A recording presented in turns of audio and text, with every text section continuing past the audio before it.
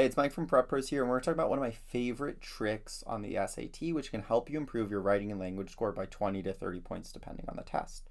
Now, what this trick is around one of the most missed question types because how we often talk is not grammatically correct.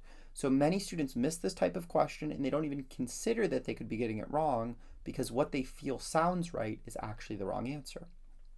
Now, before we go any further, what I strongly recommend you to do is just go ahead and pause the video and see if you can figure out the correct answer to number 44. Now, what this question type is, which our little hack is going to work on, is subject-verb agreement. And now the way that you're going to spot this and you're going to be able to use this hack is what you're going to see is you're just going to see 3 singular conjugations and 1 plural conjugation, or the reverse, 3 plural conjugations and 1 singular conjugation. Now your little trick, and this is the gap that the SAT has left on the test, is that odd one out is always your right answer. So if you have 3 singular, the 1 plural is always right. If you have 3 plural, the 1 singular is always right. Now the way we can always identify our singular versus plural conjugations, because we often just don't know this if we've grown up speaking English, is they're always going to sound good with he or she.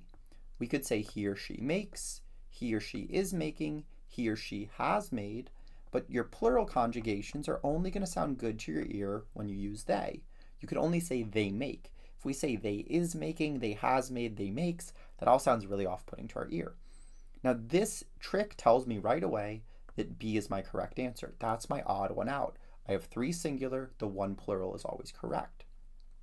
Now the technical way that we can also get this right is simply, this is a subject-verb agreement question, so we have to identify our subject and we have to remove all of the fluff, which are pretty much always prepositional phrases out of the sentence.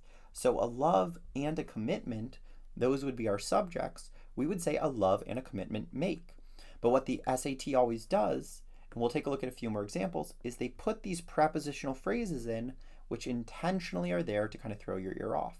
If we say a love of animals and a commitment to animal conservation, makes sounds really good to our ear. So we'll go through a little lesson on how we can spot these prepositional phrases and break them down at the end of the video, but we're just going to take a look at 2 more examples of how we can apply this trick without even understanding the rule and always get these questions right. Now question 28 is going to give us another example just from a little bit earlier in the test. Now the same pattern is going to help us identify we're dealing with this question and also lead us to the right answer. So remember, if you see 3 singular and 1 plural, that odd one out, that plural is always correct. And if you see the reverse, 3 plural with 1 singular, then that 1 singular is going to be correct. So see if you can apply that trick with our he and she and they to identify your singular versus plural, find your right answer here, then we'll break it down together. Now here we could say he or she has been, he or she is being, he or she was, but we could only say they have been. This lets me know that this is my correct answer. Now more technically what's happening is with subject-verb agreement, you're only dealing with the clause at hand. So we're only paying attention to this part of the sentence. And our prepositional phrases are always going to contain our fake subjects that are in there to throw our ear off. The International Olympic Committee's attempts, there would be our real subject. Here's our prepositional phrase we have to cross off. We can only say attempts have been. That's our technical reason that B is correct. Now we're going to take a look at one last example from this March test here. So once again, remember, if you see 3 singular answers, the 1 plural must be correct. If you see 3 plural answers, the 1 singular must be correct. So see if you can apply that and find your correct answer here to 26. Now what we can see here is we could say they have suggested, they suggest, they are suggesting. We could only say he or she suggests. That lets me know that C is my correct answer. Now more technically, once again, a study is our subject. This is doing the thing that's doing the action in the sentence, but here's a prepositional phrase, here's a prepositional phrase, here's a prepositional phrase, and here's a prepositional phrase. All of that information has to be crossed off, and we could just say, as a study suggests. There's our more technical way of doing it.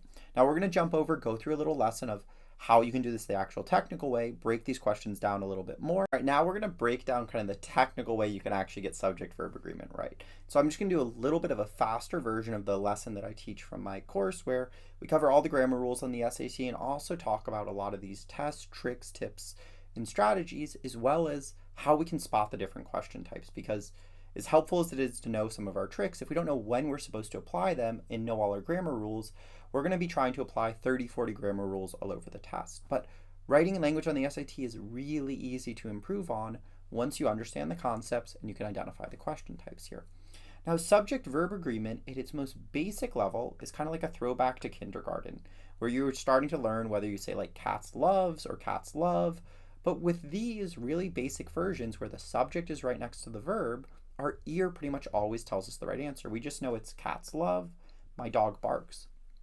So it's from those examples of subject-verb agreement we looked at from the test, what you probably picked up on is the SAT loves to throw a ton of fluff between the subject and the verb, and that's where our ear really starts to struggle.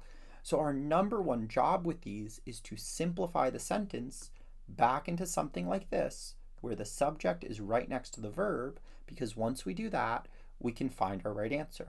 Now we also have our helpful little test sheet, which will also give us our right answer. But this kind of gives you two ways you can double check your answers on the test.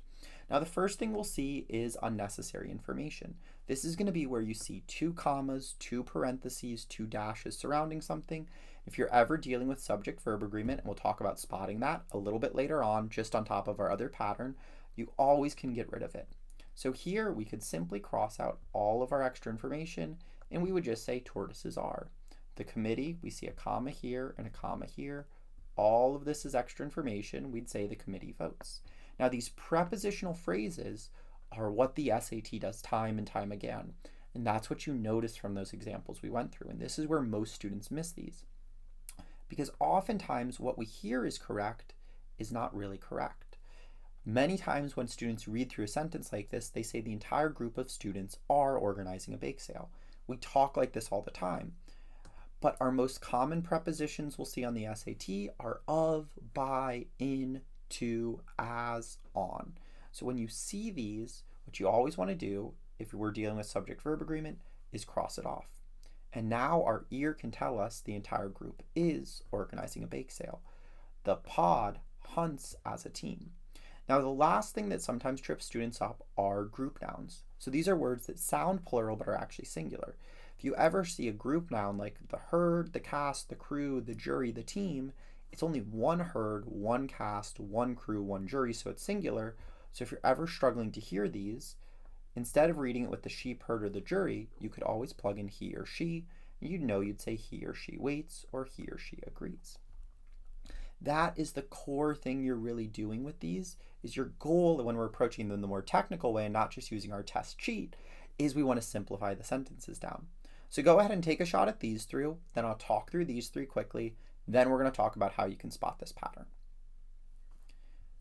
Now here what we can do is we can cross off of first graders, the entire class cheers. The proposal, here's all our prepositional phrase, requires, with the budget finally approved, the new system, this is all prepositional phrase here, we would say the new system is finally going live next month. All right, now we're going to talk about how to spot these subject-verb agreement questions. We already really talked about our pattern, which kind of gives these away, but very simply, subject-verb agreement is all about singular versus plural conjugation. And that's our cheat that lets us find the right answer there.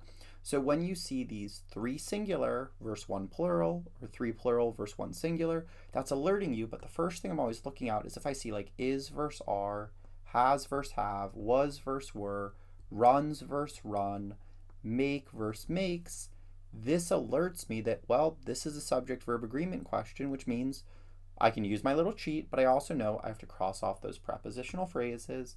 So here I'd have to cross off all of this, and I'd say the addition makes. Now verb tense questions are going to be absent of that. What you're instead going to see is always just like different types of tenses. Would need, was needing, needed, needs.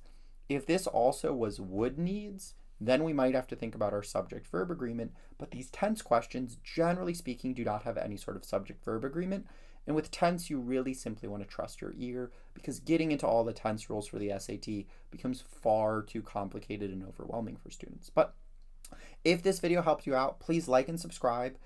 If you enjoyed kind of learning some of the grammar this way, I strongly recommend you to at least check out the free trial of our writing and language course, where I cover all of the rules, all of the types of questions that you'll see on the SAT, as well as the strategies, tests, tips, tricks, and other patterns that you'll look out for, as well as give you tons of practice questions that are all individually explained by me. So you really start to learn with the content a lot more. But even if you just check out the free trial, it will really help you out. And if you enter in the code YouTube20, you'll get a 20% discount off our course.